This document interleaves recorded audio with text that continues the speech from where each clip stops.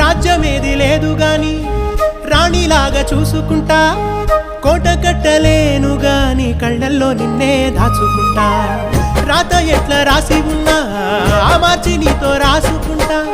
స్వర్గమంటూ ఉన్నదంటే అది నీతోనే ప్రతిరోజు పంచుకుంటా. నిన్ను గన్న మీ నాన్న కన్నా అల్లారు ముద్దుగా సాదుకుంటా. నీకు కోపం వస్తే కొంత దూరం ఉంటా, నువ్వు గీత గీస్తే నేను దాటనంటా. కంట నీరు కంటి రెప్ప దాటకుండా కాటుకై కావలుంటా.